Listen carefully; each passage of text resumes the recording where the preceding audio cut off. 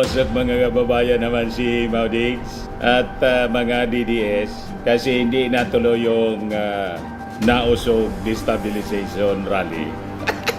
Tinambakan po ng mga heavy equipment yung Freedom Park ng local government. May anong tawag doon? May blessing na ginawa. Una, yung Dumaguete City, binawi mga kababayan yung kanilang mayor's permit kasi sabi, hindi magarantiyan yung security po ng PNP. Si Maudix, ngayon, gusto nilang gawin sa Freedom Park na lang para hindi ka kailangan humingi ng permit. Nagbabagang mga balita at pagtalakay sa mga isyu ng lipunan. Bulsa, opinyon, banat at paglalantad sa katotohanan. Bulsa, what you see is what you get. You decide. Isinara yung Freedom Park kasi may memo po for maintenance daw po. Tapos, ayun, kinordonan po kasi may mga nakaparada na mga heavy equipments na binili yata mga kababayan ng local government, ng provincial government. Hindi makaporma yung mga mag-disturb rally. Nagpapresko na lang po si Maudix. Umuusok po. Pakinggan natin mga kababayan yung mga sinasabi nito.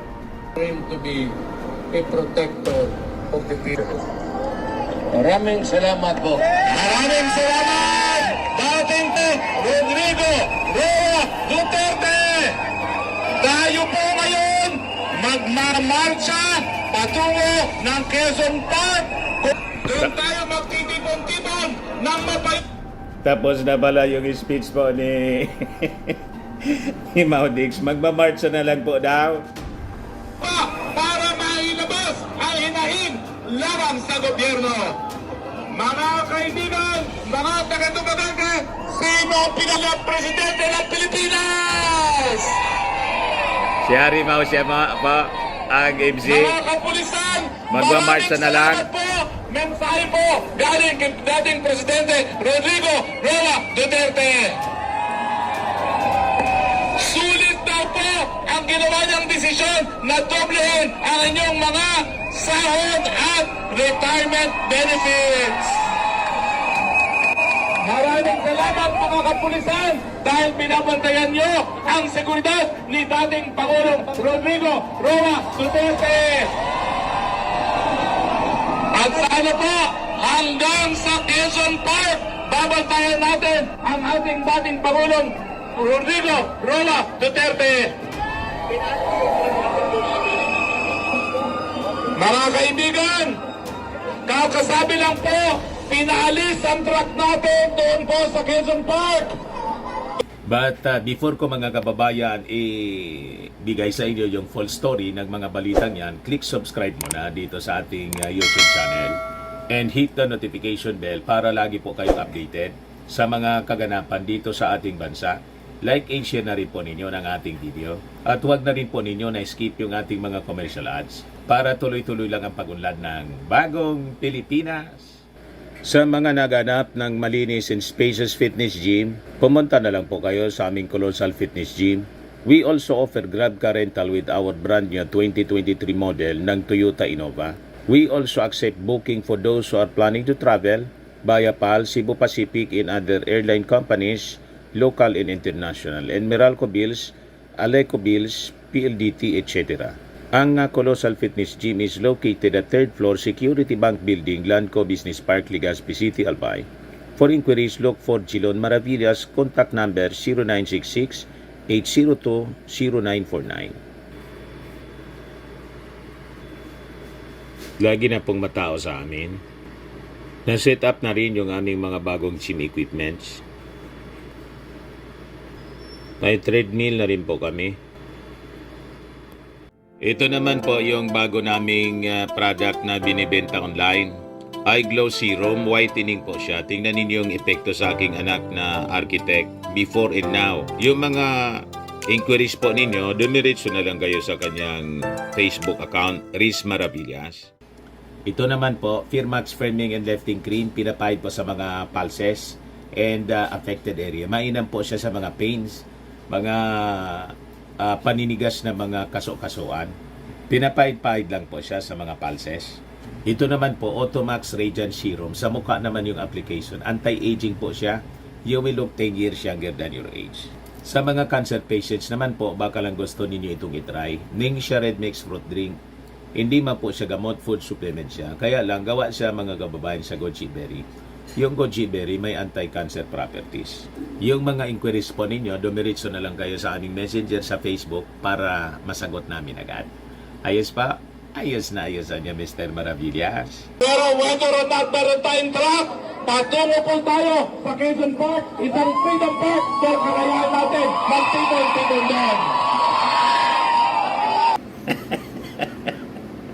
So magmamarcha na lang po sila. Tama naman po, mga kababayan, na hindi sila dapat na bigyan ng permit, kaya binawi po. Kasi nga po, paano mo hayaan ang ganyang ori ng movement po, na ang intensyon po, pabagsakin yung ating Pangulong Bongbong Marcos? Kanina, sabi po ni Maudigs, ayaw na anyang umalis. Paano nga alis? Hindi pa po time na umalis.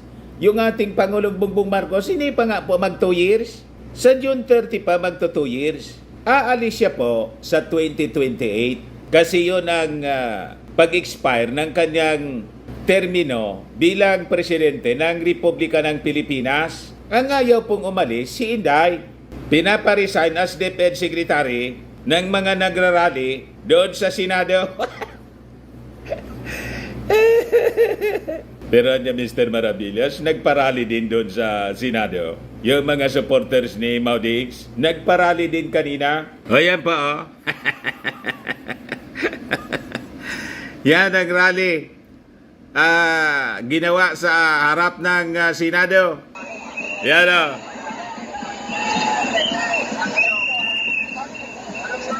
Ang sigaw nila, Marcos resign.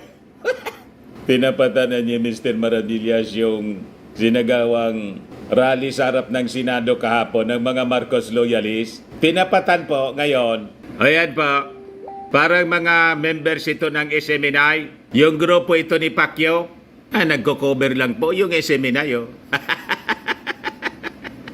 Wala mang ibang nag-cover, mga kababayan. Pero anya, Mr. Maravillas, nakarating na ba sa'yo yung balita tungkol sa ibinulgar ni dating Senador Trillanes? Nakarating na po sa akin. May nag-share sa aking messenger. Ang sabi ni Trillanes, nagpatawag po ng press con ngayon as reported ng DCRH po, television, na ang sabi, ilang senior officials po ng PNP ay itinuturong sangkot po sa destabilization plot laban sa ating Pangulong Bongbong. Ito yung balita ngayon. Oh. Ilang senior PNP officials itinurong sangkot sa tangkang destabilisasyon. Report po ng DCRH ngayon lang po.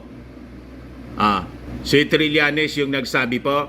Pakinggan nga natin, mga kababayan, yung report. Isiniwalat ni dating Senador Antonio Trillanes IV na nagpapatuloy umano ang mga tangkang pabagsakin si Pangulong Bongbong Marcos.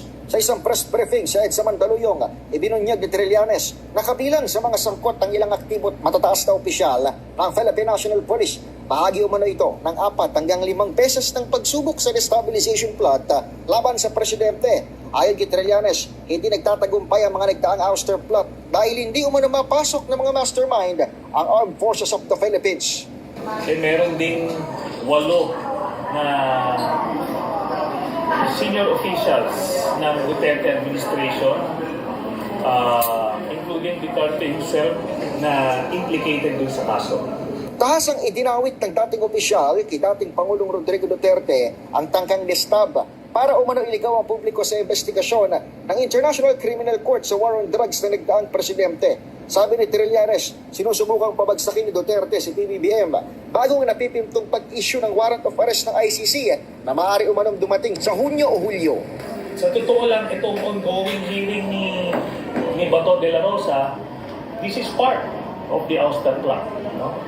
Naghahanap sila ng mga kadahilanan i-ignite, i-agitate taong bayan. Aabot umano sa humigit kumulang 50 police officials na nakausap na ng ICC kung saan ilan sa mga ito ay nakipag-cooperate para hindi ma-issuean ng blue notice o hindi malimitahan sa kanilang international travel. Sa kabila ng pahayag ni Marcos Jr. na walang jurisdiction sa bansang ICC, tiwala si Trillanes na maaaring idaan sa Interpol ang arrest warrant, bagay na hindi umano maaaring tanggihan ng gobyerno. Bukod kay dating Pangulong Digong, naamoy umano ni Trillanes sa source na may kinalaman sa investigasyon na makakasama sa ipaaresto sina Vice President Sara Duterte na nag-utos din umano sa madugong extrajudicial killing sa Davao City at ilang dating senior official na nagdaang administrasyon. Merong nagre-recruit pero so far hindi pa sila nakakakuha. Merong mga nakakakuha sila ng ilang aktibo na PNP officials, mga Davao Group. Para sa MBC TV Network News, ito si Edniel Barrosa. Sama-sama tayo, Pilipino. Tama yung mga analysis natin po. Yung hearing po sa Senado, ang intention po, siraan ng siraan. Yung ating President Bongbong, isabi nga natin, imbes na madiin yung ating Pangulong Bongbong Marcos, ang nadiin po si Morales, saka si Martic.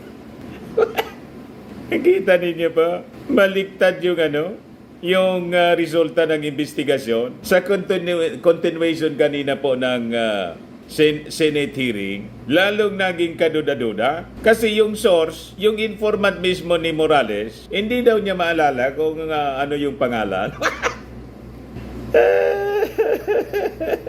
O ngayon, si Bato kanina, nagpa-press con after ng Senate hearing niya, natanong ng mga taga-mainstream media kung ano yung reaksyon niya sa mga sinasabi ni Trillanes na by June or July, lalabas na yung ICC, yung warrant of arrest ng ICC sa kanila. Umusok po si Bato.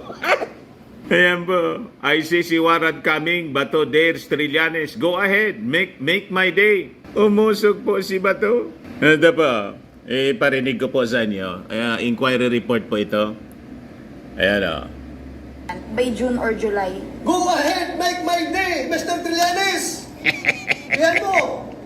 Sige ka lang ngak dyan ng ICC. Sige! Go ahead! Kahit sumama ka pa, mag-serve ng warrant. Sumama ka, ikaw mismo magpusa sa akin. Sir, wala kang concern na Ayan man lang po, mga kababayan, yung ating short video ngayon. Ako po si Dante Maravillas. Bye-bye po. God bless.